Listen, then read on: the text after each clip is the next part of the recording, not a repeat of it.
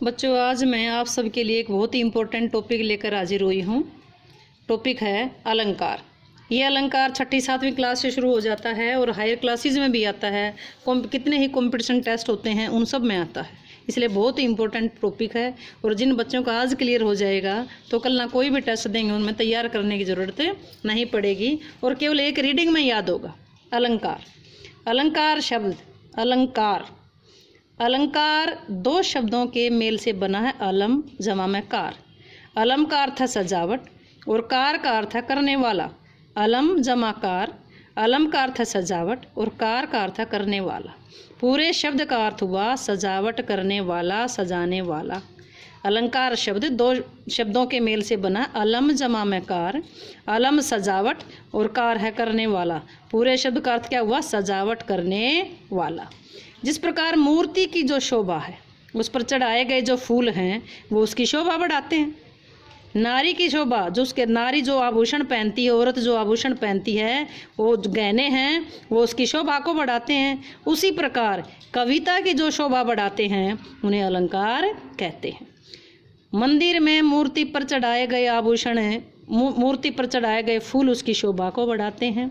नारी के जो आभूषण है उसकी शोभा को बढ़ाते हैं। उसी प्रकार कविता में जो अलंकार हैं कविता की, काव्य की शोभा को बढ़ाते हैं। वो क्या कहेंगे? उनको क्या कहेंगे? अलंकार। परिभाषा देखिए, वह साधन सामग्री, वह साधन सामग्री जो काव्य की शोभा बढ़ाती है।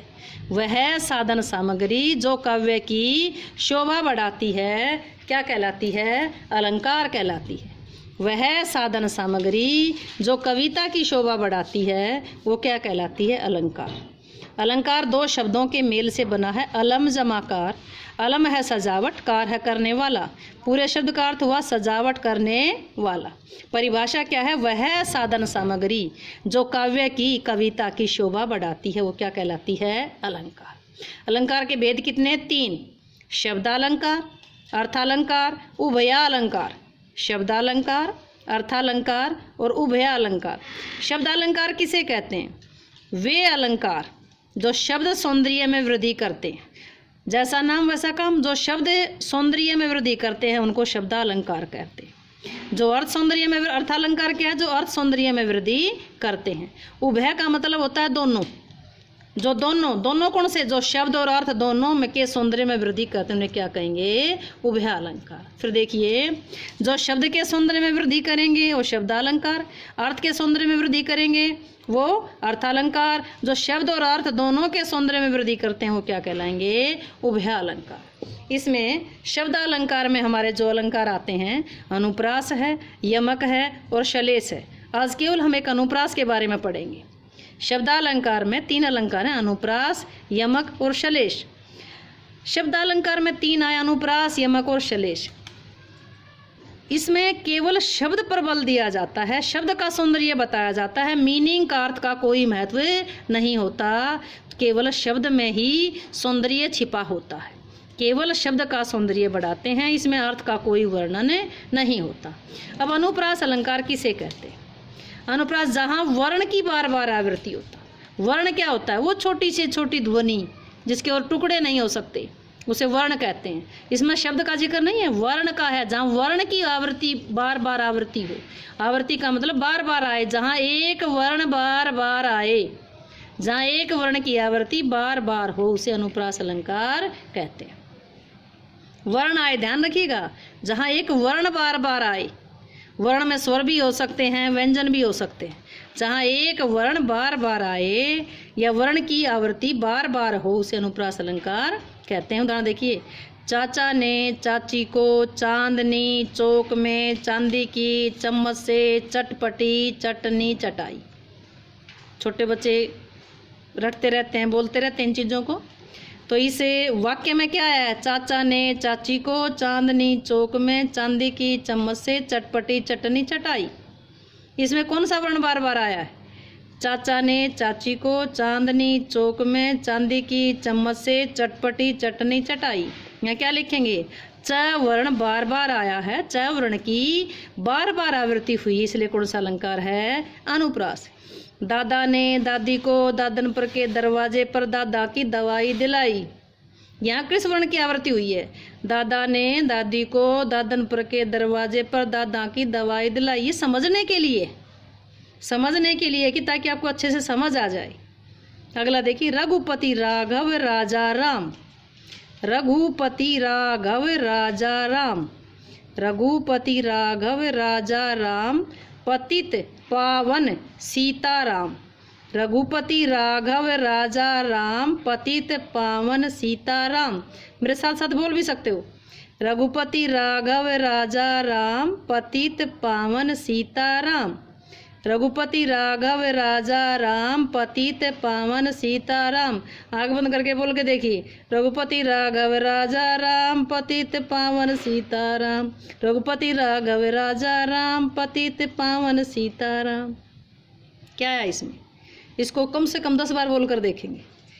रघुपति राघव में र वर्ण की आवृत्ति आई है। रघुपति राघव राजा राम र वर्ण की आवृत्ति आई है।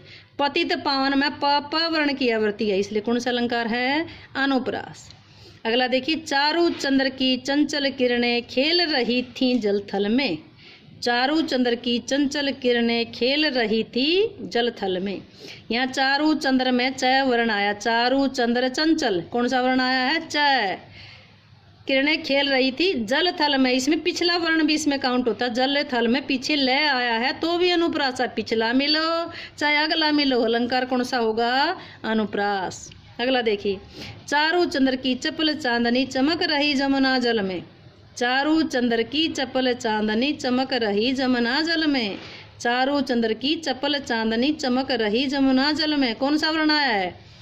चारू चंद्र चपल चांदनी, च वर्ण आया है, तो च वर्ण की बार बार आवृत्ति हुई, तो कौन सा अलंकार है? अनुप्रास। अगला देखिए, तरनी तनुजा तट तमाल तरुवर बहु छाए। तरनी तनुजा तट तमाल तरुवर बहु छाए। तरनी तनुजा तट तमाल तरुवर बहु छाए, कौन सा वर्ण आया है? त वर्ण की आवृत्ति हुई है। कौन से वर्ण की? त की, तो कौन सा अलंकार है? एक वर्ण बार बार आया तो कौन सा अलंकार होगा? अनुप्रास। मुदित महीपति मंदिर आए। मुदित महीपति मंदिर आए। मुदित महीपति मंदिर आए, इसमें म है, म, तो कौन सा अलंकार आ गया? अनुप्रास। अगला है, कल कानन कुंडल मोर पखा। कल कानन कुंडल मोर पखा। कल कानन कुंडल मोर पखा, कौन सा वर्ण आया? कल में क और क, तो क वर्ण की आवृत्ति है, एक वर्ण बार बार आया तो कौन सा अलंकार है? अनुप्रास। नेक्स्ट देखिए, सुरभित सुंदर सुखद सुमन तुझ पर खिलते हैं। सुरभित सुंदर सुखद सुमन तुझ पर खिलते हैं। सुरभित में स, सुंदर में स, सुखद में स, सुमन में स, तो स वर्ण की बार बार आवृत्ति हुई, इसलिए कौन सा अलंकार होगा? अनुप्रास। अगला देखिए, कंकन किंकिनी नुपुर धुनी सुनी। कंकन किंकिनी नुपुर धुनी सुनी। कंकन में क, किंकिनी में भी क, और धुनी में न, और सुनी में न, पिछला मिल रहा है। यहाँ क वर्ण की आवृत्ति है और यहाँ पर न वर्ण की आवृत्ति है, इसे कौन सा अलंकार है यहाँ पर? अनुप्रास। एक बार फिर देखेंगे अलंकार। दो शब्दों के मेल से बना। अलम जमा में कार। अलम सजावट, कार करने वाला। पूरे शब्द का अर्थ हुआ सजावट करने वाला। वह साधन सामग्री जो काव्य की शोभा बढ़ाती अलंकार कहलाती है। इसके भेद कितने हैं? 3। शब्द अलंकार, अर्थालंकार और अलंकार। शब्द अलंकार क्या है? जो शब्द सौंदर्य में वृद्धि करते हैं। अर्थालंकार क्या है? जो अर्थ सौंदर्य में वृद्धि करते हैं। उभय, जिसमें जो शब्द और अर्थ दोनों में वृद्धि करते हैं। अनुप्रास अलंकार किसे कहते हैं? जहाँ वर्ण की बार बार आवृत्ति होती है उसे अनुप्रास अलंकार कहते हैं। इसका एक उदाहरण याद रखेंगे और मेन उदाहरण आपका ये रखेंगे 3rd नंबर वाला, रघुपति राघव राजा राम पतित पावन सीताराम। इसको 10 बार याद करेंगे। 10 बार याद करेंगे, बिना देखे याद करेंगे। उम्मीद है कि आपको अलंकार बहुत अच्छा लगा होगा और समझ अच्छे से आया हो।